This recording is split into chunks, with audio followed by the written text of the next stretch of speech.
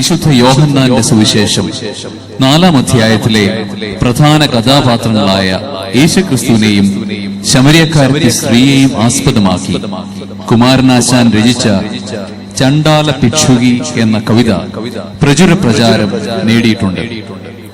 ശമരിയ പട്ടണത്തിൽ സുഖാർ എന്ന സ്ഥലത്ത് ഒരു ശമരിയ സ്ത്രീ വെള്ളം കോരുവാൻ വന്നു. വഴി നടന്ന് ക്ഷീണിച്ച യേശു ക്ഷീണം അകറ്റുവാനായി ആ സ്ത്രീയോട് ദാഹജലം ചോദിച്ചു. താൻ അധകൃതയായ സ്ത്രീയാണെന്നും തന്റെ കയ്യിൽ നിന്നും വെള്ളം കുടിക്കുന്നത് തെറ്റല്ലേ എന്നും ആ സ്ത്രീ യേശുവിനോട് ചോദിക്കുന്നു.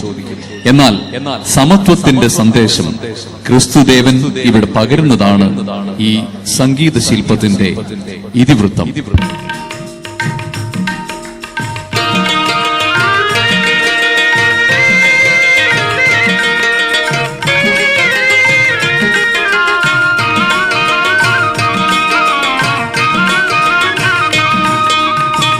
നട്ടുച്ച നേരത്ത് കിണറിന്റെ തീരത്ത് വെള്ളത്തിനായി ഞാൻ കാത്തിരിപ്പു. നാരി, ഒരു പാത്രം ദാഹജലം നീ എനിക്കു നൽകൂ. അയ്യയ്യോ, നീയൊരു യൂതൻ, ഞാൻ ഇന്നൊരു ശമരായത്തി. ഞാൻ കോരിയ വെള്ളം തൊട്ടാൽ തീണ്ടലില്ലേ? ഞാൻ കോരിയ വെള്ളം തൊട്ടാൽ തീണ്ടലില്ലേ? അറിയുന്നില്ലേതും നീ എന്നോട് നീ ചോദിച്ചാൽ ജീവന്റെ ജലം കോരിത്തരുമല്ലോ ഞാൻ. ജീവന്റെ ജലം കോരിത്തരുമല്ലോ ഞാൻ. കയറില്ല, പാളയുമില്ല, നീ എങ്ങനെ വെള്ളം കോരും? ജീവന്റെ ജലം പിന്നെ എങ്ങനെ കിട്ടും? ജീവന്റെ ജലം പിന്നെ എങ്ങനെ കിട്ടും?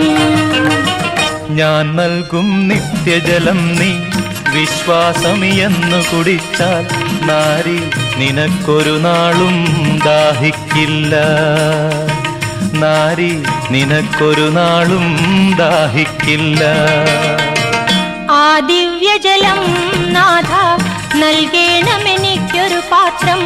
വീണ്ടും ഞാൻ വെള്ളം കോരാൻ പോരണ്ടല്ലോ.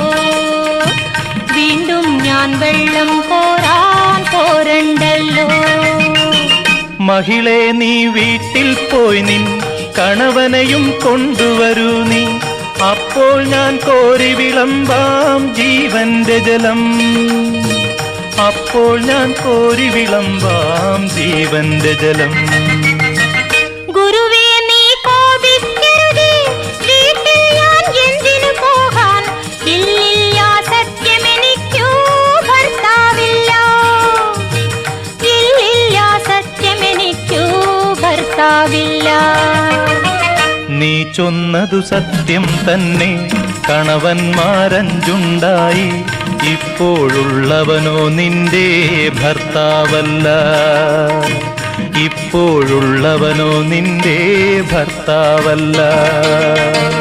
നിന്നിതമെൻ ജീവചരിത്രം, നീ എങ്ങനെ സർവമറിഞ്ഞു? ദൈവകരം തെളിവായി നിന്നിൽ കാണുന്നു ഞാൻ. ദൈവകരം തെളിവായി നിന്നിൽ കാണുന്നു ഞാൻ. മകളെ, നീ ശങ്കിക്കണ്ട, ദൈവത്തിൻ പുത്രൻ തന്നെ നിൻ മുൻപിൽ നിൽക്കുന്നു, നീ അറിഞ്ഞുകൊള്ളുക. നിൻ മുൻപിൽ നിൽക്കുന്നു, നീ അറിഞ്ഞുകൊള്ളുക.